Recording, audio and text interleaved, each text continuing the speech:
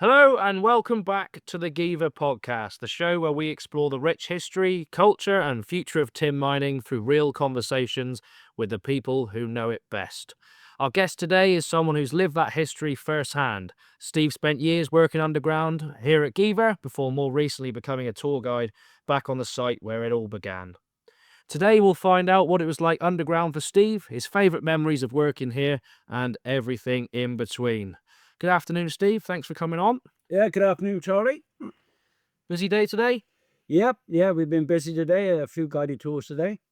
I've had the school group, so a little bit of a tough one, but something different, so I can't complain. No. Well, just to start off, Steve, could you let the listeners know, where you're from? What's your story? Well, I'm Cornish born and bred. Lived in Penzance all my life. And way back now, 1979, I believe it was, I heard of an opportunity of a new career in mining. I was quite a young man back then. I believe I was 17, not far from my 18th birthday. And so I took the bull by the horns, as they say, and I applied for a job at Geevor Tin Mine. However, talking to a few friends in the bit of the know at the time, saying that, tin mines, Geevor Tin Mines are very close shop affairs. So, don't even bother applying for it, you won't get in. But I thought, well, I've got nothing to lose. And if anything, it'll be a bit of an experience in the interview. And cut a long story short, I went through the interview, the medicals, etc. And after that, I found myself becoming a tin miner. Well, it clearly worked out then, so it's good chance you took the interview in the end, isn't it? It was, yeah. Been there a while, so Yeah. It the thing was that the only problem I was facing back then was based on the fact of being so young and having no mining experience. I came from a family that grew up in a different careers, which is very closely Cornish linked, incidentally. But I decided to take the plunge and give mining a go. So you said you started here when you were quite young, and to this day, even some of us still do refer to you as Stevie Boy. Were you given that nickname Underground straight away? Well, Quite young? I can remember my first working day underground. The first week, you go underground with a shift boss every day, with a different shift boss, and they will take you all around the different parts of the mine, meeting all the other miners, so you get to see all the different jobs which happen underground, and you don't actually work that week. But it was the second week on the Monday morning that I started my first underground, and I'll never forget that because I literally got out the cage and I bumped into a miner who was covered in oil, wet right through, absolutely covered in mud and dirt, you name it.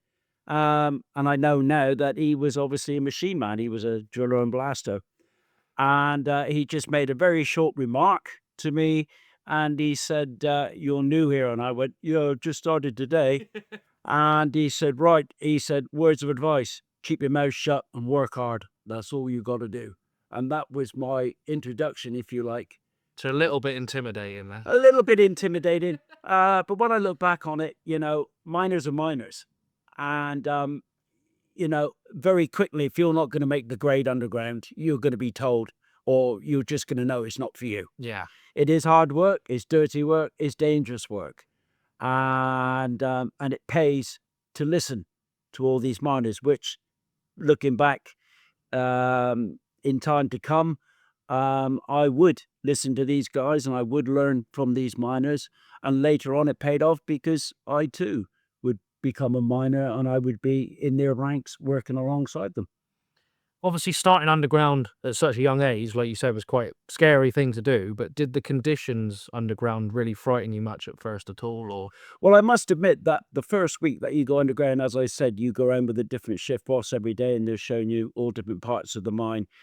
And I think looking back, what they're looking for is your reaction as well to being underground. Are you claustrophobic?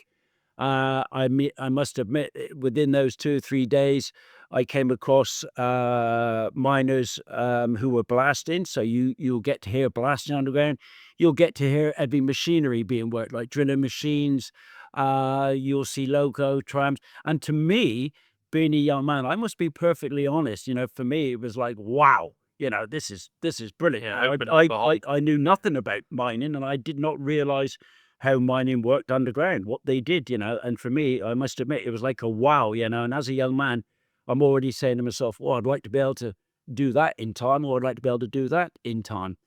But it soon cottoned on very quickly that to get to that point, you're going to have to earn respect. It's not going to be given to you. You've got to earn it. You're gonna have to work hard. You're going to have Certainly. to work hard. Yes. Obviously, a lot of listeners of our podcast or show here haven't been underground themselves, and obviously, it's quite a hard thing to visualize. But could you describe almost start to finish what a typical day was like here for you? Well, You went under. I started off as what they call a day's payman. Now, basically, a day's payman is an underground labourer. I've had men that have come in the mine when I was there that came from other mines in Cornwall or other mines in the UK. Remember, we weren't all Cornishmen underground in Geevor. There were former Welsh coal miners, former Yorkshire. We had Italians, we had a Polish, all brilliant men to work with, good men to learn from as well. And the thing is with that is once you're accepted and you come into this bond, and it's a family, because you even will have families working together, and then you'll have fathers and sons, cousins, uncles and brothers, etc. They're all there as well. But once you come into this bond, and you'll know when you're there, you come into this family, and that bond has never ever broken to this day.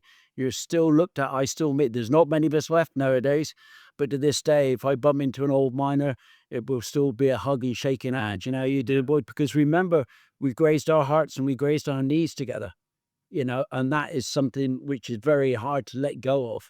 And so the memories are still there, the laughs, and the sad side of mining sometimes, as it would be, unfortunately. Yeah, more so these days as well. Yeah, and that was unfortunately the nature of mining. But that sense of camaraderie then started pretty much every day in the morning in the dry, didn't it? So Of course it did. I mean, eventually I was encouraged to join the social club. Every miner in the social club. So on odd occasion, a Friday, Saturday night, I would go to the social club. And of course, the miners there, you would get to meet their wives and their families as well. So you started meeting the wider side of mining by meeting their wives and their children, etc. So it grew and grew from there. And I say you was encouraged to join the social yeah, club definitely. probably Yeah. for that reason. So like you said, it was quite a tight-knit community. Yeah. You were welcomed in pretty quickly. But were there any co-workers or almost characters underground per se, that you worked with here that shaped your experience as a whole, or anyone quite important to you, taught you the way? Well, I must admit that in my early days going underground, there are a lot of characters mining, and you'll get to meet them all, and of course being very, let's say, inexperienced, having very little life experiences. Sometimes, of course, they would have a joke on me and they would wind me up and they would set me up for something underground. Of course, send me off for a tin of tartan paint or something like that. Skyhook. Yeah, or a skyhook or a wrong way. All that would happen. But eventually, that was one thing that always amazed me underground. You would think that the job itself would make you, to use a word, possibly find it depressing. Yeah. But a lot of miners underground throughout the day are all jokey, all sense of humor. And that's one thing you have to have, is a sense of humor. Keeps you going, Yeah. doesn't it? You got to remember that Geevor was, or underground, 127 miners, so it was male dominated. It was a male dominated job back then. There was no women underground. Of course, in a modern mine today, that would be different. You would have female mine geologists, surveyors, etc., working underground today. Yeah. But back in my time, it was all male. So there'd always be the little bit of pinching and a little bit of the wind up, but it was all done just in good fun. I never once, and I must say this, I never once ever underground was ever bullied or ever witnessed any bullying, anything like that. It's all very light-hearted. Everybody got, because you had to, because the reason being, very much so in mining, is that you don't know what could happen in the next minute. Yeah. And in the next minute, if something had happened, you will be there. for your friends, for your buddies. You will be there, and if you have to dig them out by hand, you will. You will dig them out by hand. That's how closely bonded you was with each other. You might have had a professional disagreement with somebody, but if something like that happened to him, you'd be first there. Yeah. So going back to the point then, so you started as a day's payman. Yeah. And what was your main role? What did you spend the most time doing here? Well, the good thing about being a day's payman is that you're going to work with different tradesmen underground. And that could be, you could be with a tradesman for a week, 2 weeks, the same person, or over a working period of 5 days, you might be with a different tradesman every day. So one day you might be working with a timberman, or you might be with him all week. So you could be helping him to build box holes, put coverings in. There's lots of jobs, timbering jobs underground.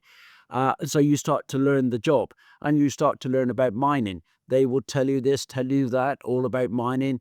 And of course, then your mining skills start to build up. Next week, you could be with a track layer, for example, laying track. You learn all about track, etc. You might get a little bit of contract work. Yes, there are the tedious jobs, the boring jobs, but that's what makes the gears of the mine work. There's sometimes cleaning up jobs where it may not sound exciting, but you're basically given a banjo, that's the shovel underground, and a wagon, and you're cleaning out leaks or cleaning up levels, keeping it clean for the trammers so they don't get derailed by stones left on the track and everything. So you get those jobs. You get jobs where you're going to have to take in materials. You're going to have to take in timber inside. It might be a long distance, but all those materials have to be taken in for the tradesmen. They need them there.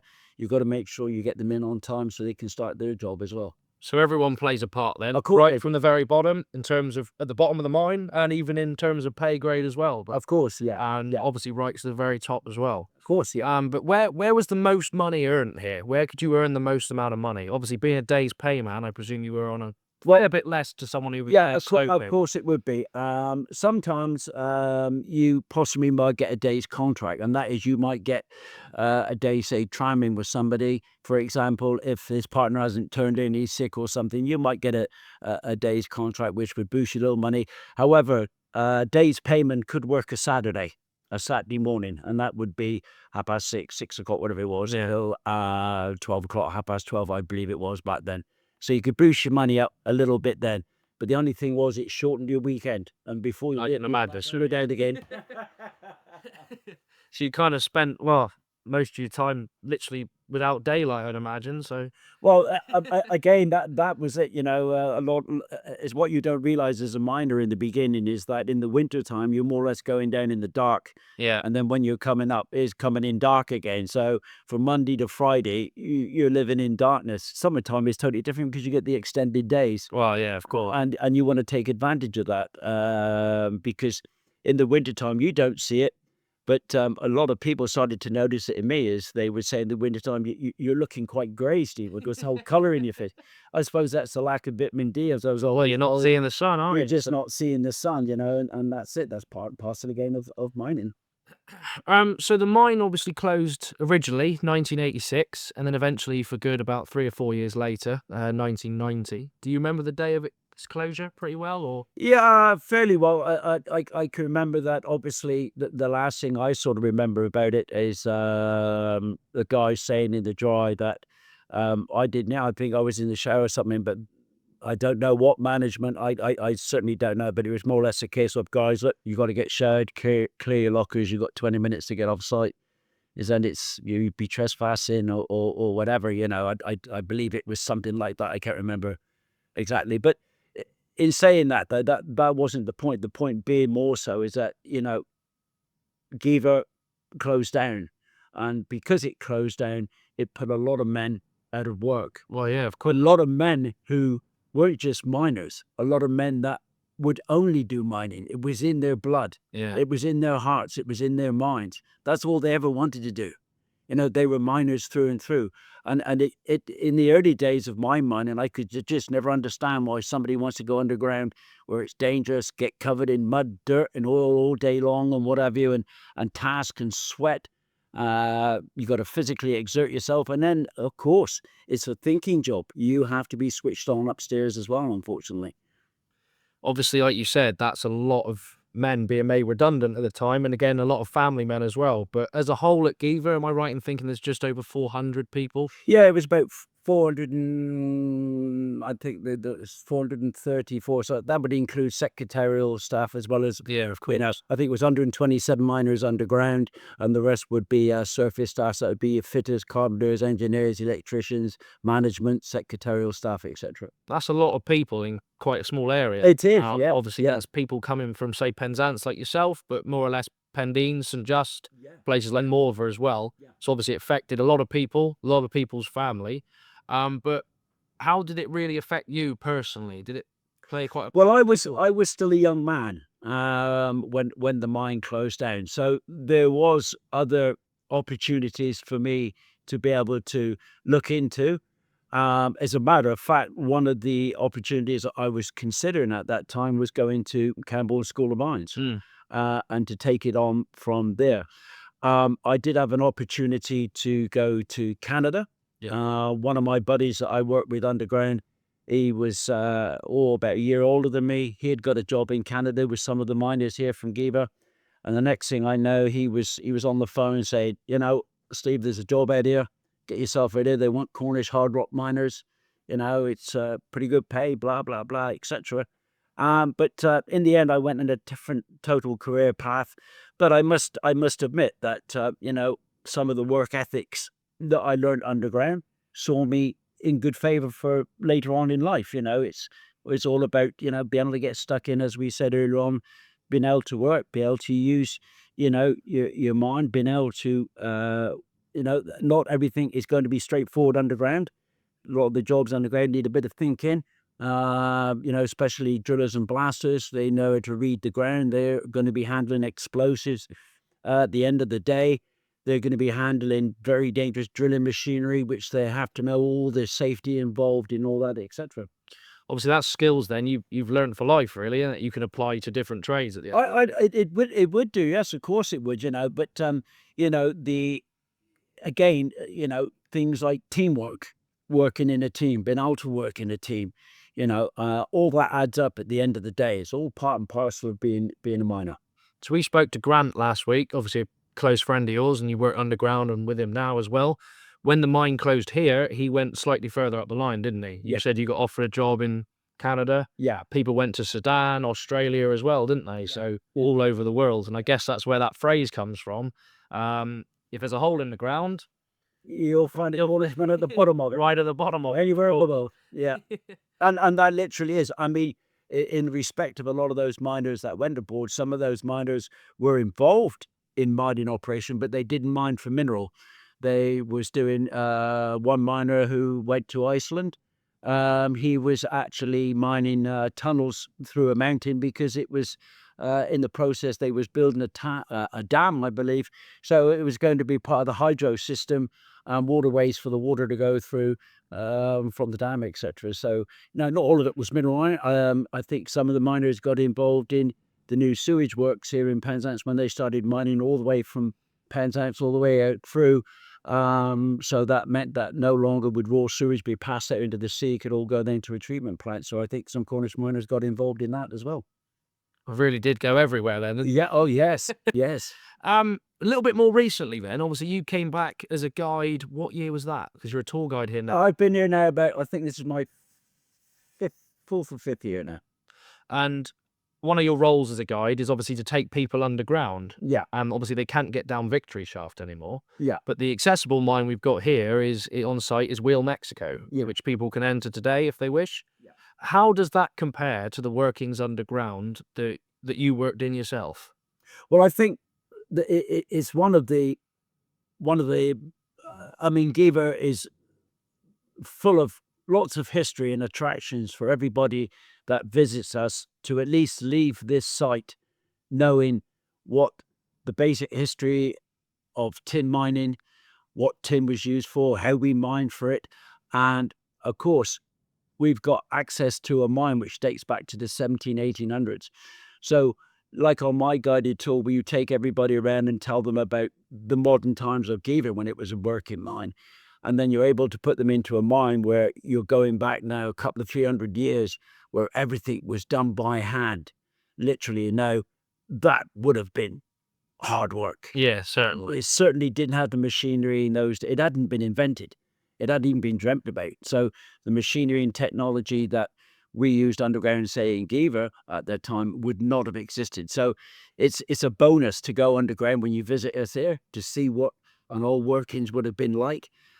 It's a very straight through walk through mine. You can walk through it at your own leisure. And we have guides underground as well, and guides posted around. So if you get any questions, we're there to answer all your questions and to enlighten you on what you've just been through or about to go into. Do you enjoy the guide inside of it now? Yeah, it's for me. It's I suppose I look at it now as a sense of pride.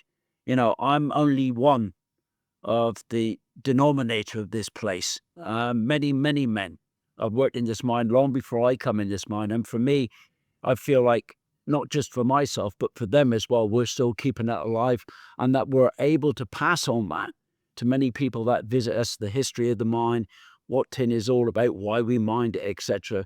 It's part of Cornwall. Obviously, as a guide, then you get asked questions on the daily. Some great, some daft, some that probably make you laugh as well. But do you ever get stumped on a few questions? Well, no, not really. I mean,